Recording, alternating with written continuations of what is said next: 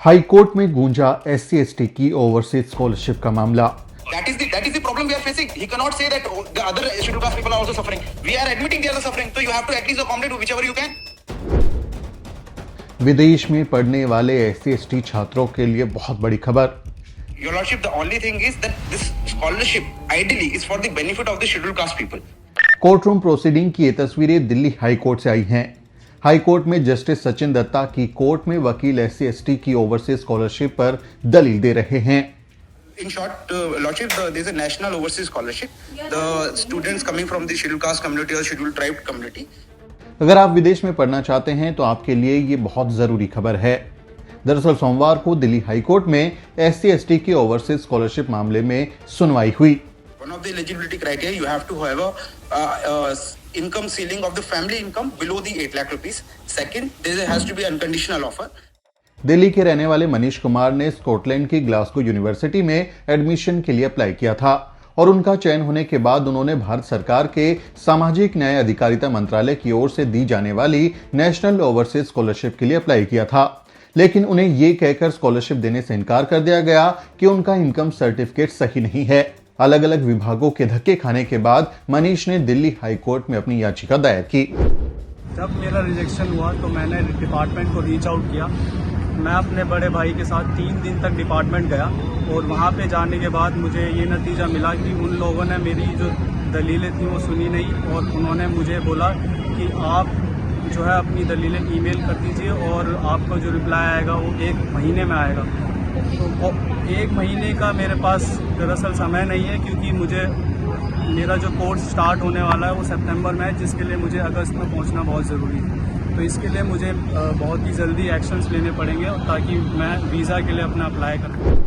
मनीष कुमार की ओर से पेश हुए एडवोकेट सुशांत इंद्रजीत सिंह ने जबरदस्त दलील दी। उन्होंने कोर्ट को समझाया कि कैसे लाल फीताशाही के चलते SC/ST छात्रों को काफी परेशानियों का सामना करना पड़ रहा है और सैकड़ों योग्य कैंडिडेट बड़ी बड़ी विदेशी यूनिवर्सिटीज में एडमिशन लेने के बाद भी स्कॉलरशिप न मिलने के कारण अपनी पढ़ाई पूरी नहीं कर पा रहे। Obviously, you need a certificate issued in the same financial year.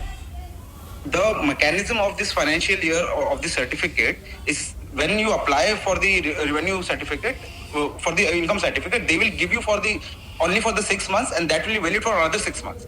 So that is the policy of the government. I have nothing to do with that. I can show you that policy if your Lordship allows. Union की ओर से पेश हुए 2 सरकारी वकीलों पर सुशांत सिंह भारी पड़े और उन्होंने कोर्ट में अपील की कि जल्द से जल्द याचिकाकर्ताओं को राहत दी जाए ताकि वो अपनी पढ़ाई पूरी कर सके। उन्होंने बताया कि ऐसे सैकड़ों SC/ST छात्र हैं जो इसी तरह की परेशानियों से जूझ रहे हैं। Lordship, the entire process is going to be a futile exercise. I will not be able to reach on the time. There are other candidates also. So they complaints. Unfortunately, all scheduled caste people are being crammed into this. That is the problem we are facing. He cannot say that the other scheduled caste people are also suffering. We are admitting they are suffering. So you have to at least accommodate whichever you can. If I am not able to get the certificate, I will not be able to reach to the UK at all. Sushant खुद भी दलित background से आते हैं और उन्होंने खुद भी London की स्वास यूनिवर्सिटी से पढ़ाई की है, इसलिए उन्होंने उन निजी अनुभवों का जिक्र करते हुए कोर्ट से इस मामले को गंभीरता से लेने की अपील की। The only thing I want to say, there so many big issues are going on with the scholarship. For example, that I have studied abroad, so I know a little bit more about it. People have to apply for the visa in the month of May when they have to go and attend the course in the month of August and September, which is this case. You have to go in which month? Sorry, Your Lordship? You have to go for your course in which month? Which month? In the August. In August? Yes. No, September is going to start. But I have to make my arrangements of the accommodation, then this and that. So, Your Lordship, the only thing is that this scholarship ideally is for the benefit of the scheduled caste people. इस मामले में अब 4 अगस्त की तारीख दी गई है। ये मामला कई मायनों में अहम हो जाता है। SC/ST की ओवरसीज स्कॉलरशिप मामले में दिल्ली हाई कोर्ट में सुनवाई होने से ये मामला अब गंभीर हो गया है और छात्रों को अब उम्मीद जगी है। एक स्कॉलरशिप होती है national overseas scholarship by ministry of social justice and empowerment, government of India की स्कॉलरशिप है वो, जिसके अंदर शेड्यूल कास्ट, शेड्यूल ट्राइब, दलित समाज के, बहुजन समाज के जो बच्चे होते हैं, वो बच्चे अगर विदेश में पढ़ना चाहते हैं तो उसके लिए वो स्कॉलरशिप आपको फाइनेंशियली आपको एड करती है। उस स्कॉलरशिप के अंदर काफ़ी तमाम इश्यूज हैं कि उसका अमाउंट कम है, ये सब चीज़ों पर पहले भी कई बार चर्चा हो चुकी है। लेकिन आज की जो याचिका थी कि एक बच्चे ने अप्लाई किया, मनीष कुमार उनका नाम है, जो कि ये है। और इन्होंने जो है अप्लाई किया, सारे डॉक्यूमेंट्स इनके अटैच थे, इनकम सर्टिफिकेट जो था वो government of Delhi revenue department देता है। तमाम चीज़ें होने के बाद भी ये 3-4 साल का इनका प्रयास था कि किसी तरीके से विदेश में आके पढ़ पाएँ। तो जब ये अप्लाई करते हैं तो इनका नाम रिजेक्टेड लिस्ट में आता है और उसके अंदर ये दिया जाता है कि फाइनेंशियल ईयर का जो इनकम सर्टिफिकेट है वो सही नहीं है, जबकि ये सारे इनकम सर्टिफिकेट सही लगा चुके थे। तो ये एक रिट पिटीशन हमने फिर दिल्ली हाई कोर्ट में डाली और उसके बाद ये कोर्ट नंबर 8 में आज लगा। तो इसके अंदर सारी दलीलें दी गई किस तरीके से ये डिपार्टमेंटल चीज़ें हैं। गवर्नमेंट ऑफ दिल्ली जो है सिर्फ 6 मंथ्स का देता है और जैसा आप इस चीज़ से कन्विंस हो, उन्होंने इस इशू को कंसिडर करते हुए इस पर नोटिस इशू किया और जज साहब से ये भी रिक्वेस्ट की गई कि इसको थोड़ा सा जल्दी एक लिस्टिंग कर दें और उसके लिए नेक्स्ट डेट जो है हमारी 4 अगस्त है। तो इस तरह के अगर कोई और भी बच्चे हैं और जो इस तरह के चीज़ों से परेशान हैं, तमाम वो चीज़ें हैं, तो उसके अंदर I am happy to help them in whatever possible. Petition के अंदर सर स्टार्टिंग में वो लोग बोलने लगे कि इट्स अ फुटबॉल एक्सरसाइज, ये सब ज़रूरत नहीं है, ये सब चीज़ें। तो हमारा मेन इशू यही था कि शेड्यूल कास्ट कम्युनिटी ऑलरेडी बहुत ज़्यादा ऑप्रेस्ड है और उनको जब पढ़ने का ये टैलेंटेड एक क्लास होती है, इनके मेरिटोरियस जो पूरे एकेडमिक रिकॉर्ड लगते हैं, तमाम चीज़ें एक अपना एक कॉम्पिटिशन होता है, उसके बाद ये लोग जब उसके लिए एलिजिबल होते हैं तो वो लोग इस चीज़ को सरासर नकारने की कोशिश कर रहे थे कि नहीं, कोई ज़रूरत नहीं है, ये मुद्दा नहीं है। बट उसके अंदर ये चीज़ बताया गया कि किस तरीके से ये जो क्रीम क्लास जो आप बोलेंगे, इंटेलेक्चुअल क्रीम क्लास, जो इंटेलेक्चुअल क्रीम क्लास है वो बच्चे ही बाहर जा पाते हैं और वो भी इस इश्यू से काफ़ी ज़्यादा परेशान रहते हैं। और जो भी डिपार्टमेंट के जो भी सर्टिफिकेट्स हैं वो गवर्नमेंट के हैं। और इसका जो दूसरी साइड के एक और वकील साहब थे, उन्होंने ये चीज़ बोली कि हम लोग जो है इसको 4 हफ्ते के अंदर ग्रीवेंस सेल के अंदर डाल के इसका नतीजा निकालेंगे। लेकिन वो चीज़ भी कोर्ट में आने के बाद उनको ये कहनी पड़ी। 1 जुलाई को ये रिजल्ट आया था, 3 जुलाई को मनीष ने जाके कंप्लेंट करी ईमेल के थ्रू, जिसका अभी तक कोई इनको रिस्पॉन्स नहीं आया, जो कि कम से कम भी लगभग 20-21 दिन हो चुके हैं। तो ये बड़ा इम्पोर्टेंट हो जाता है कि आप अपने अधिकारों की रक्षा करें।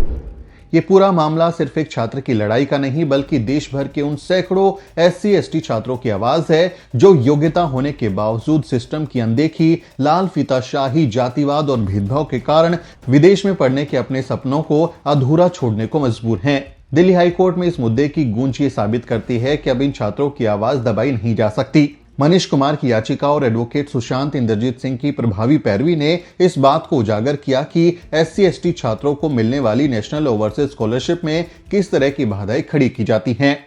ये मामला सिर्फ स्कॉलरशिप की राशि का नहीं, ये अवसर की समानता, सामाजिक न्याय और संविधान द्वारा दिए गए अधिकारों की बहाली का सवाल है।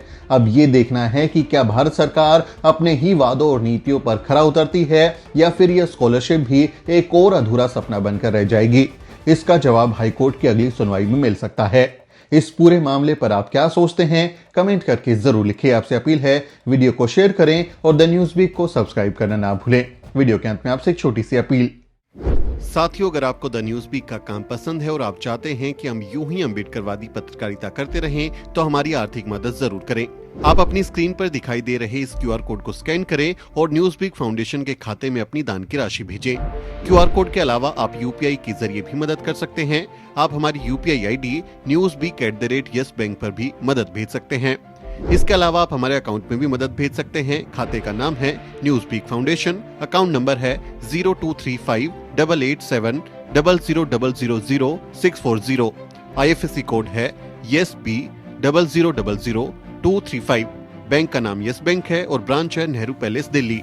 आप डोनेशन के एवज में इनकम टैक्स में भी छूट पा सकते हैं। डोनेशन की रसीद पाने के लिए ट्रांजैक्शन का स्क्रीनशॉट हमें भेजें। टाइप करें डोनेशन स्पेस आपका नाम और हमें 8595794224 पर व्हाट्सएप करें।